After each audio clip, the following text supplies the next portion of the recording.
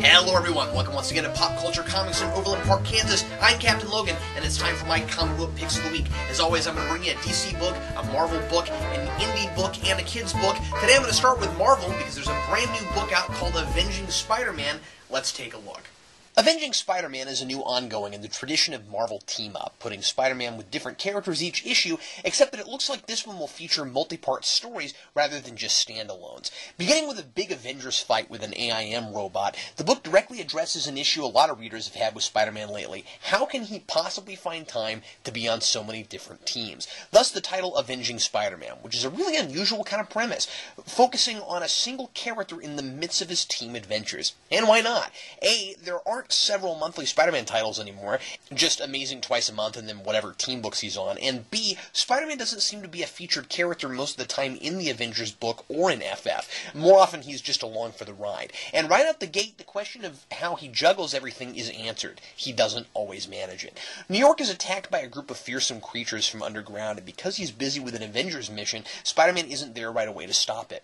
He doesn't find out about it until the attack is well underway, and in some very exciting panels filled with hilarious banter, including a much-appreciated Kool-Aid Man reference, Spider-Man battles the monsters along with Red Hulk, who begrudgingly gave him a lift back to New York by jumping really far.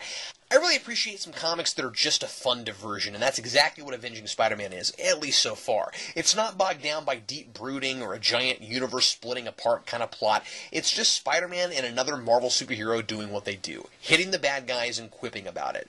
Now, that's not to say the book isn't about anything. The point about Peter taking on more than he can handle is well taken, and I like that not everyone, including the Red Hulk, is sure that he belongs in the Avengers. There's also a great surprise cliffhanger that might set the tone for the rest of the book, in that not only do you never know who he might be fighting with in this book, but the villain might be anybody too.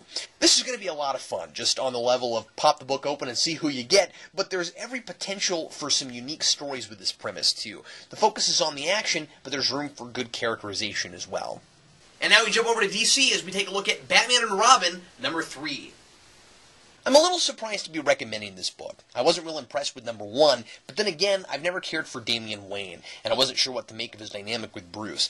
This issue really got me, though. Damian always seems to be written as arrogant and obnoxious on purpose, and here, it goes too far and he really screws up. I won't say exactly how, only that in the classic Batman vs. Robin debate, which I imagine every Robin from Dick on up has had with Bruce, Batman says a mission's too dangerous and won't let Robin come with him, and Robin hates him for it. And I also imagine that conversation has always inevitably led to Robin running out on his own against Bruce's wishes, with Alfred warning him that it's a bad idea. Robin gets into a street fight and things don't go well. That fight also ends up tying directly to Morgan, the bad guy Batman's investigating. I really hope Tomasi uses what happens here to take Damian down a peg. I can't imagine he'll be able to stay as cocky and as sure of himself after the mistakes he makes here, at least for a while. I also really enjoyed the art in this issue. Patrick Gleason draws Batman the way I most like to see him, mysteriously sticking to the shadows. There's a great big shadowy headshot in the first page that reminded me a lot of the classic Batman the Animated Series logo. I also really like the comparison of Batman as the Dark Knight to how the knight on a chessboard moves. And the cliffhanger ending is a giant question mark, which is great. I have no idea where this is going next, and I'm really intrigued. If you didn't love issue number 1 like me, and you feel like you're lacking some Batman on your pull, you might give this one another shot. Today's indie book of the week comes from Dynamite. Here is The Last Phantom Annual, number 1. Well, this is a series I sure wish I'd been reading.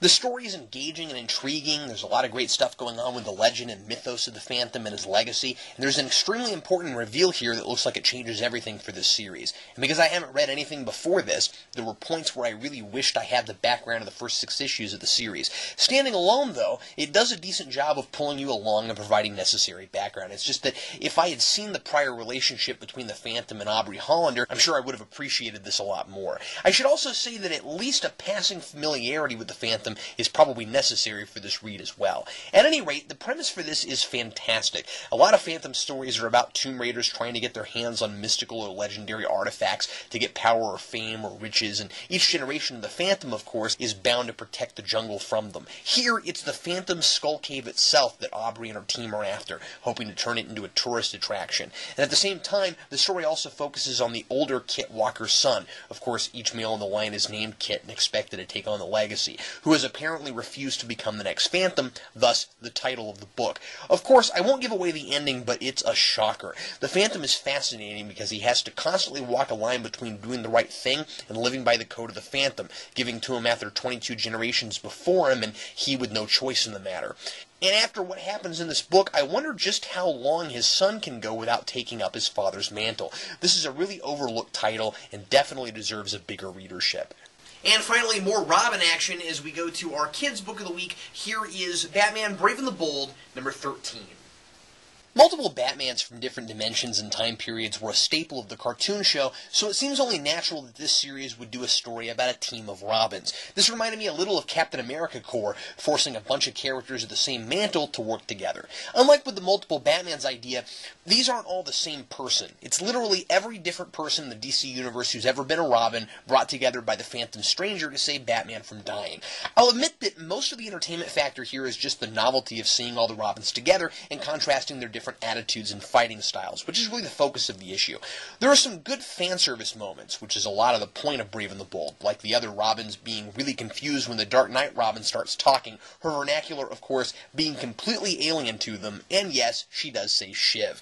I like that Dick is Nightwing rather than another Robin, as he is the original and the natural leader of this team. The other Robins are essentially his sidekick here, and it would be an obvious regression. And it seems that the others are pulled from history during the time they were Robin, rather than changing costume from whatever they are now, which is how you get Jason Todd and Stephanie Brown.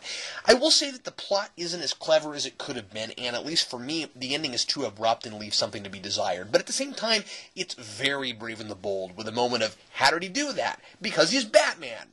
This one's fan service to the max, and if you like that kind of stuff, then it's definitely for you. And other books I read this week that I liked, and you might too. Here's Punisher Max, number 19.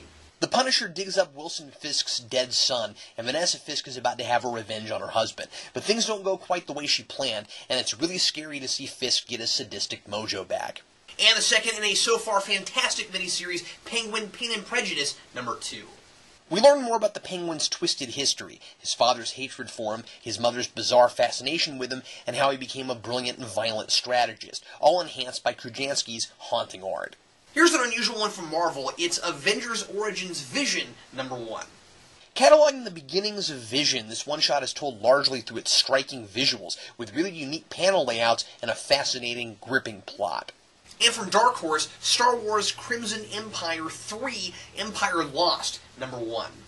Taking place during the period of the Second Republic, the book features older versions of Han, Leia, Luke, and Boba Fett as the Empire tries to rise from the ashes.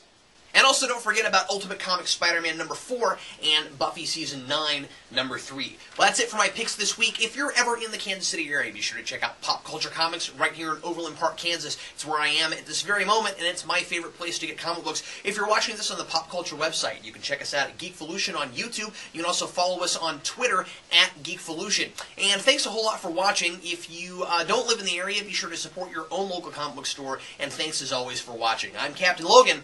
Happy reading.